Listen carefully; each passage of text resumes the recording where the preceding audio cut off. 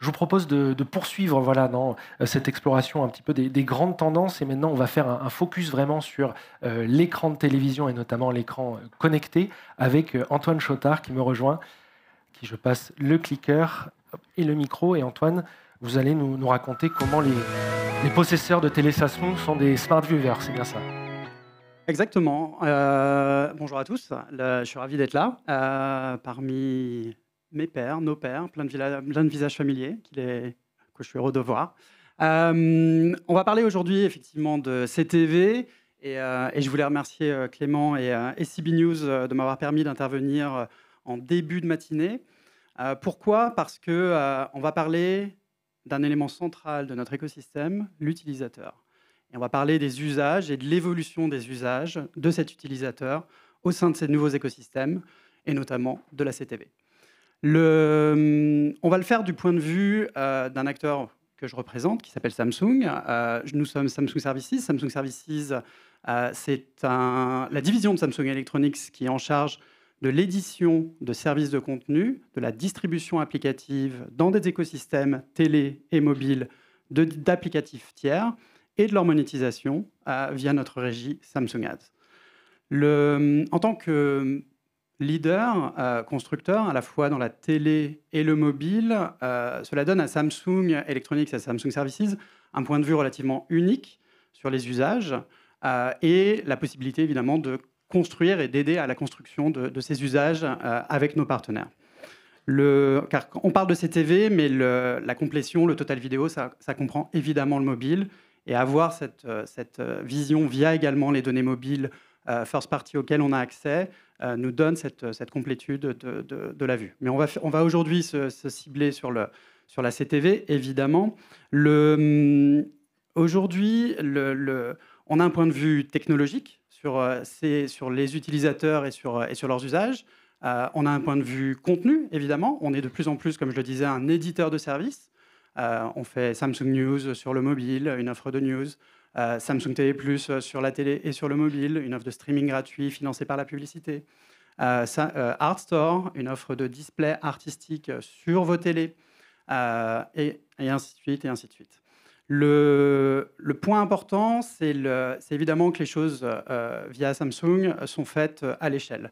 Et pour avoir des insights de qualité, pertinents, et comprendre réellement ces usages, il faut faire les choses effectivement et avoir un point de vue à l'échelle.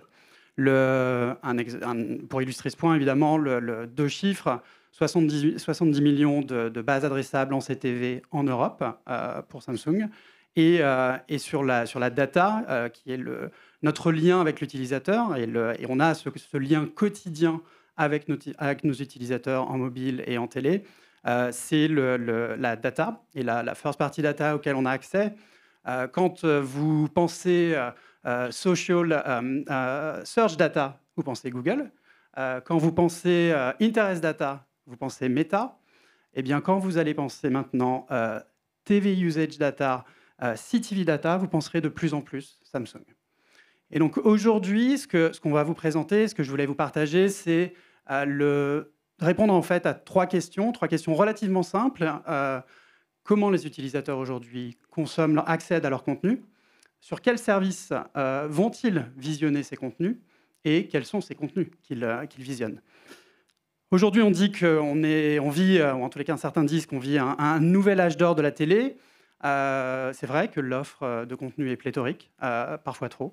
L'accès au contenu est de plus en plus simple, mais avec cette simplicité vient également de nouveaux challenges, le paradoxe du choix, par exemple.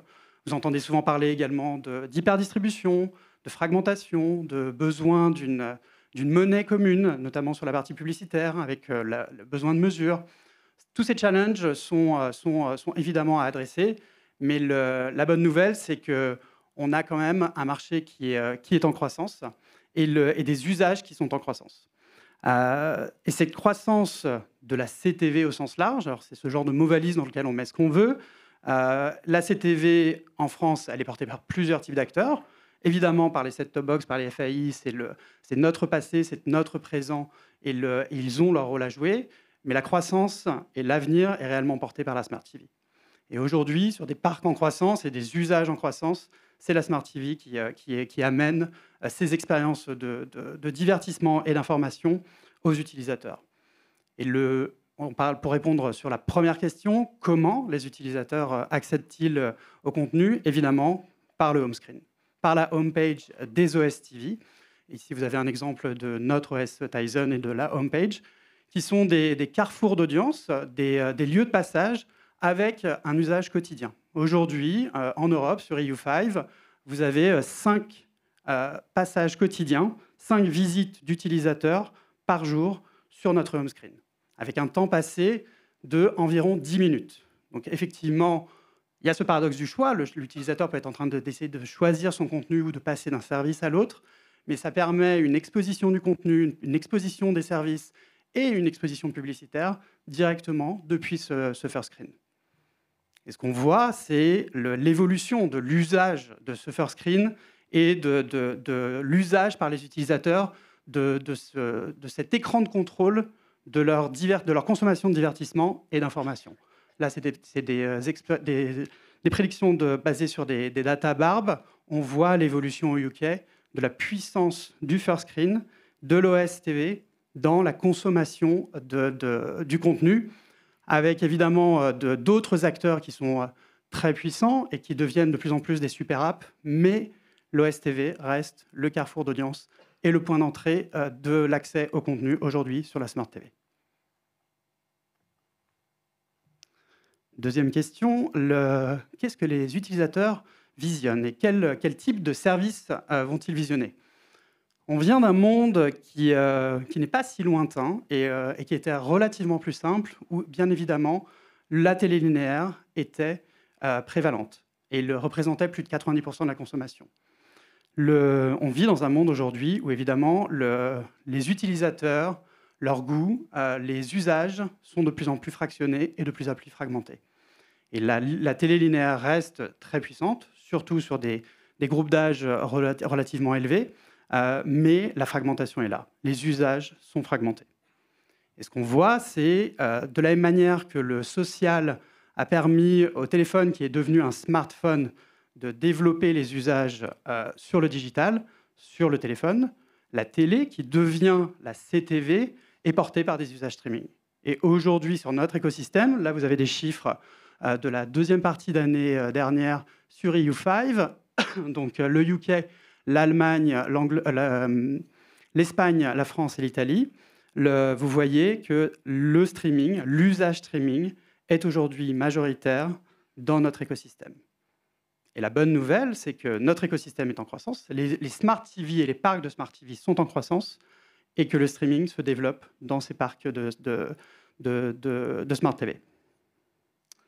On le voit également dans l'utilisation applicative et la croissance du nombre de lancements applicatifs dans notre écosystème. Donc, une croissance de 6% encore sur le début d'année, avec, toujours sur EU5, 9 milliards d'apps lancées sur la première partie d'année 2025. Donc, ça vous donne une idée de l'échelle, encore une fois, d'utilisation applicative, d'utilisation de streaming et de consommation de streaming fait par les utilisateurs.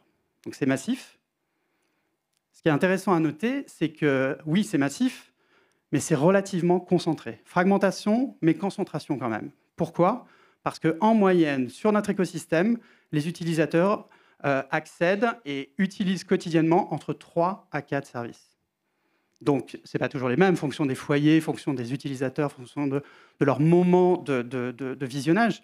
Mais ce qu'on voit également, c'est que l'usage global, l'usage total en CTV chez Samsung Electronics, le 90% se concentre sur les 10 premières apps. Donc, il y a une prime à la taille, il y a une prime à l'échelle, il y a une prime aux leaders, aux premiers acteurs. On va parler contenu maintenant. Ce qu'on voit, et notamment à travers notre service Samsung TV+, qui est disponible dans 30 territoires, avec un reach de près de 90 millions d'utilisateurs mensuels, 5 milliards de vues à l'année, c'est que les audiences aujourd'hui se retrouvent dans les catégories qu'on a pu voir être successful sur la télé classique, en broadcast, mais également en streaming. Et donc oui, il y a une demande pour de l'information, de la news, de la fiction, du factual entertainment, du true crime. Toutes ces catégories-là trouvent leur audience et ont une vraie demande en Smart TV. Et ce qu'il est intéressant de noter, c'est les nouvelles catégories et la croissance portée par ces nouvelles catégories de contenu également en CTV. 2 exemples, le sport et la creator economy. Ce que vous avez ici, c'est des chiffres de croissance sur le marché américain de l'offre FAST, de chaînes FAST sur ces 2 catégories. Et on voit que l'offre augmente relativement fortement parce que la demande est là et parce que les utilisateurs veulent aussi consommer ces 2 nouvelles catégories en streaming sur leur télé connectée. Donc la creator economy, évidemment, le nouvel Hollywood. La bonne nouvelle, c'est que les marques sont prêtes à travailler avec ce nouvel Hollywood. Un marché, je le rappelle, qui, au niveau global, pèse déjà 250 milliards et qui est prévu de croître à 500 milliards en 2027. Donc doublement du chiffre et de la valeur de ce marché en 2 ans. Ça vous donne une idée de la croissance et du potentiel. La bonne nouvelle, c'est que ces acteurs-là, cette nouvelle pop culture, qui est la culture numéro 1 de la Gen Z et suivante, a eu du succès en social et est maintenant prêt à conquérir la télé. Ils le font, on le voit au niveau global, au niveau local. On voit des exemples maintenant, Lena Situation sur Disney, Joyka sur RMC BFM ou Darman sur Samsung TV+. Le sport également, qui est là pour se développer également en streaming, une offre qui reste quand même évidemment très broadcast, très télé classique. Les grandes audiences du linéaire avec du live sport se feront toujours sur TF1, sur M6, sur France Télé. Les JO seront sur France Télé. La Coupe du Monde de foot l'année prochaine sera évidemment sur M6. Mais la place du streaming dans la proposition et dans la consommation est de plus en plus présente. Et un exemple illustre parfaitement cette évolution, c'est le plus grand événement sportif global cette année, le Super Bowl, a été codiffusé sur Fox et sur Tubi, avec des chiffres très conséquents, à la fois en broadcast et en streaming.